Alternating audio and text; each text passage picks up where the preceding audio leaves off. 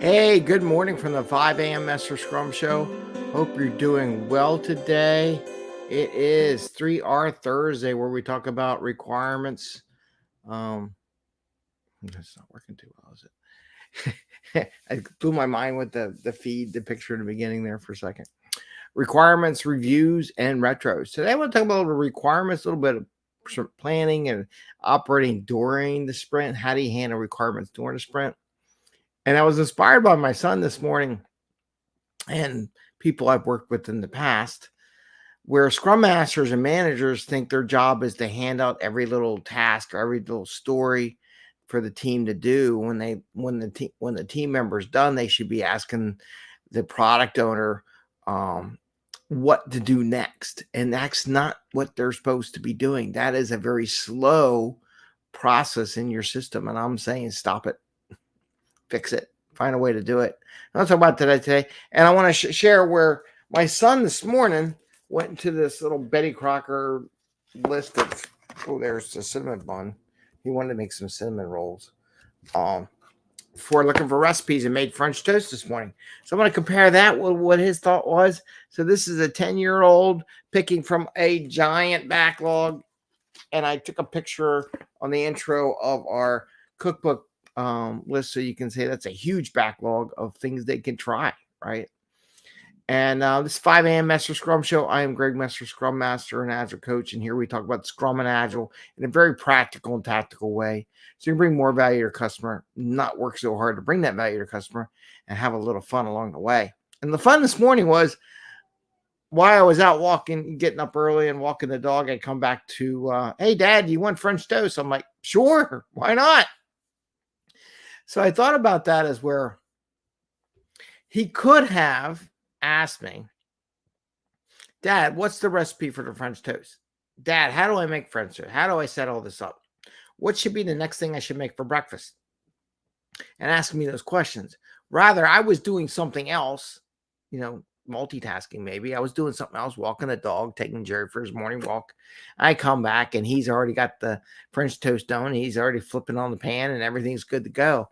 And this is a 10-year-old, right? So he looks at this giant backlog, and this is basically a backlog. This is like, breakfast, maybe that's a feature, meat, poultry, whatever, cookies, how his backlog is. And he's looking through his backlog. And in fact, he started picking, apparently we're going to have French dip for dinner tonight. He's got his pancake recipe so he can make his pancakes. And then he's looking that he wants to make cinnamon rolls. So he's actually planning a sprint. I guess he's planning to cook all weekend, what he's going to do all weekend, and he's going to pick it out. But the similarity for a Scrum team with product owners and teams that think they have to wait, and the words wait, that is a bad word, wait for the product owner to tell them what to do next, is a sign of a system and a handoff system that it's not working. That's too damn slow, right? And what we really need to do is find ways to make it faster. And that's what sprint planning is about. It's about laying out what work the team can do and what priority order. And when they're done, they just go pick the next one up or the one they really want to do out of the list and go do it, right? And there's some option. They feel like, I want to do this one because I feel like it's fun and I'm going to get it done. And there's a little motivation to that versus, I have to pick something I don't want to do, which lowers the motivation. But if you have your backlog set up right and have a good agreement, a good working agreement, good team agreement on how to handle the backlog with your team, they shouldn't have to ask you anything after sprint planning. I mean, seriously, they should not, unless something hot comes up. But then you guys, as a product owner, can announce it during daily Scrum. Oh, by the way, this hot thing came from the CEO, need to get done, or this production bug or whatever. And they need someone who, whenever you get free and finish what you're doing, the next one, if someone could take up this hot item, that would be great, right?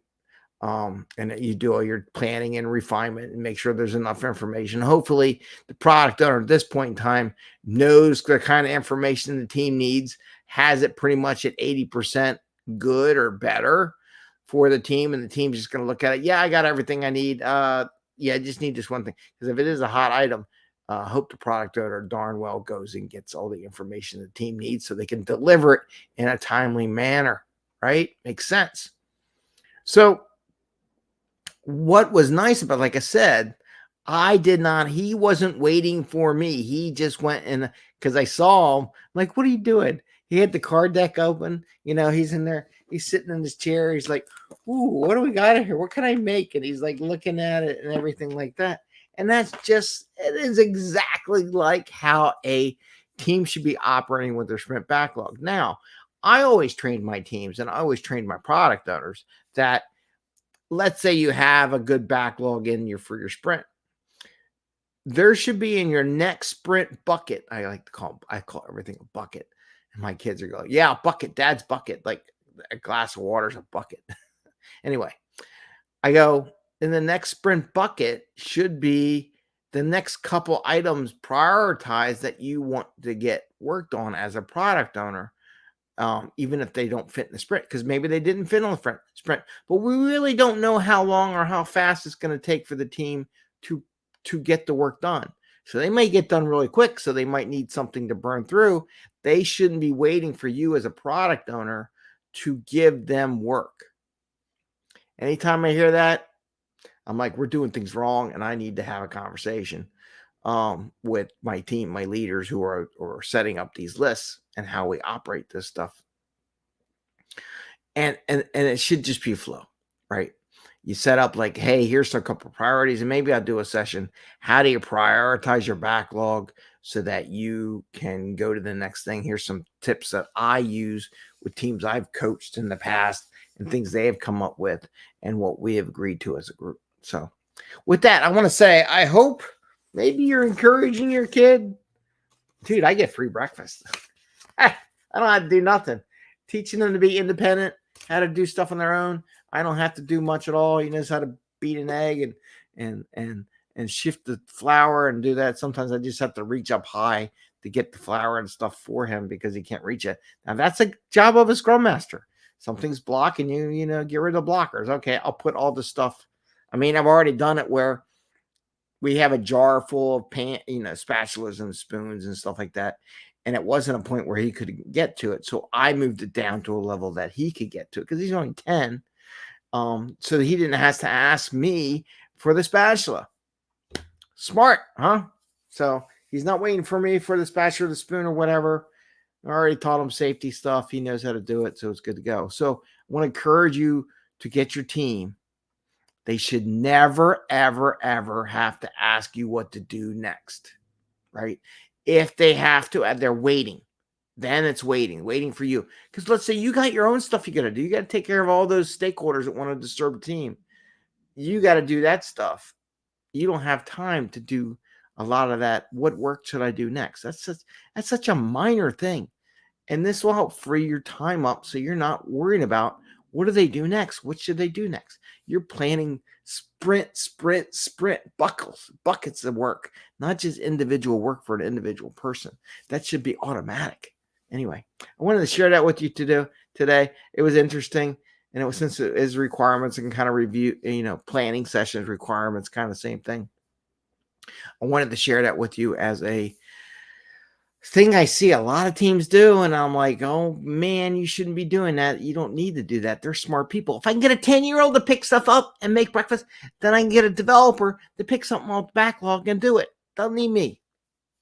Anyway, have a great day. Happy scrumming. See you tomorrow on Fun Friday. And I wish you all the best.